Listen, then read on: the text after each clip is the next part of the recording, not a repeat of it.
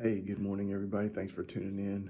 A little bit different environment for me, I know. I had to make a little trip down here to visit my father. Just needed to take him to a doctor's appointment. But anyhow, I'll be here for a few days, but I'm going to try to make a video every day. So we'll see how it goes. So, how many of you like to eat food without salt? Huh? It, Sometimes you just got to put some salt on it, right? I mean, salt just makes it taste good. Salt just sort of brings that flavor out, or gives it this flavor that it's just not so bland. Um, that could be one of the ideas behind Jesus when he told his disciples. He said, "You are the salt of the earth." But if the salt loses its flavor, how can it be seasoned? It's then good for nothing but to be thrown out and trampled underfoot by men. He tells his disciples, "You are the salt of the earth." See, the bottom line is that salt makes a difference. There's a difference between salt and no salt, and you like it much better with salt. And he tells his disciples, "You're the salt of the earth.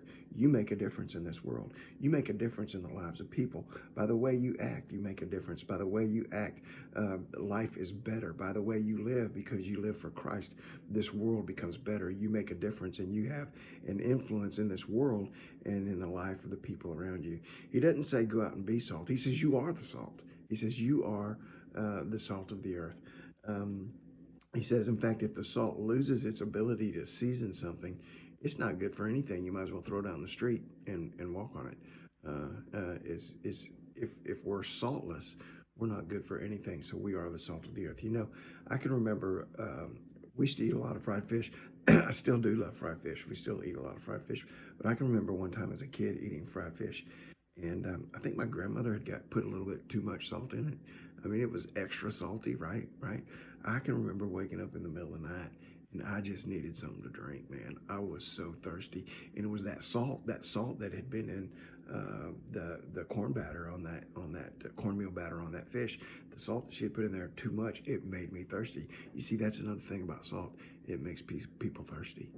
And when you are the salt of the earth and you are living like the salt of the earth, you make people thirsty for the things of God. You make people thirsty for God and for wanting to know God, because your life spills over. Your life makes them thirsty. They want what you have. They want the joy that you have. They want the peace that you have. They want the attitude that you have. They want the smile that you have. They want the ability to overcome every circumstance the same as you. You are the salt of the earth. You make a difference. You make people thirsty. Now get out there in faith today. Love you guys. God bless you.